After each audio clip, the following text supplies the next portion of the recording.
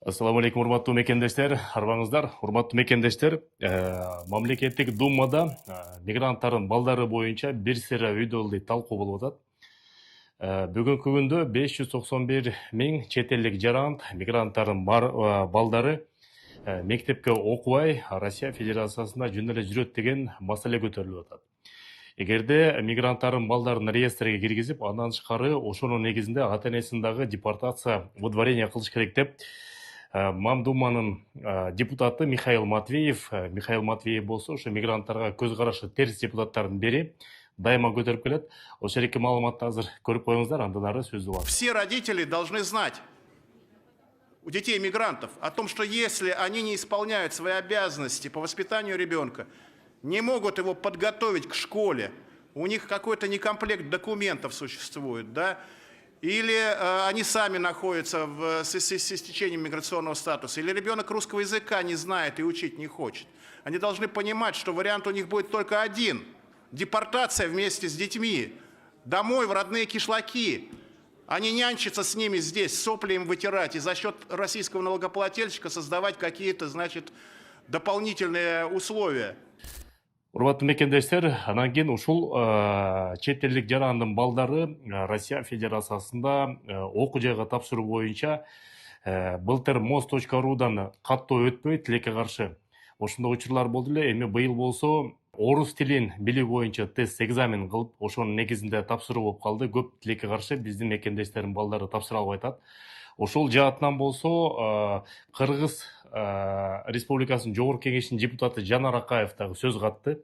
Ал жаатынан болсо биздин жарандарга жардам бергиле деп элчиликке да тапшырма берип, министрлер кабинетине дагы ошондой суранып, Россия менен Кыргызстандын ортосу биз өнөктөш стратегиялык өнөк болобуз. Ошонун негизинде же окуу жайларын түзүүгө жардам берип, же экзамен боюнча иштөөгө жардам берсин деп ошону суранып кетти. Ошону дагы бир сыйра көрүп коюңуздар, андан ары кайра сөздөр уланталы.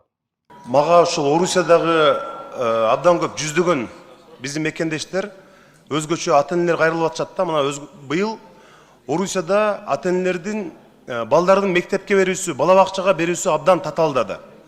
Жана орус тилинен экзаменден мындай массалык түрдө кулап атышат да. Эми ошол биздин мекендештерибиз, мигранттарыбыз балдарын эмне кылат эми? Каяка окутат?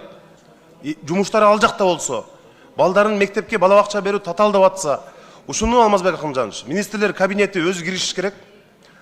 Тышкы иштер министрлиги, биздин Орусиядагы элчилик кандайдыр бир борборлорду түзүп, орус тилин окутуу боюнча иш аракеттерди жасашыбыз керек.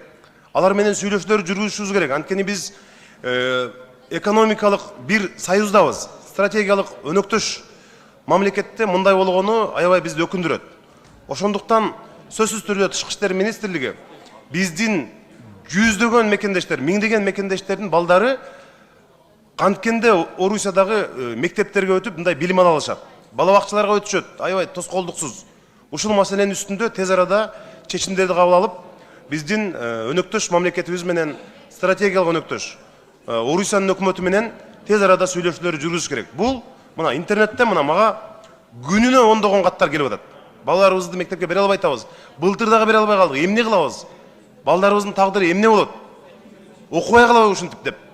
Ошого бир сүйлөшүүлөр жүргүзүп, биздин жүздөгөн мекендештердин, миңдеген мекендештердин өтүнүчүн тез арада сүйлөшүүлөр аркылуу калыбына келтирип, алардын көйгөйүн чечип бересиздер деп ишенем. Рахмат чоң.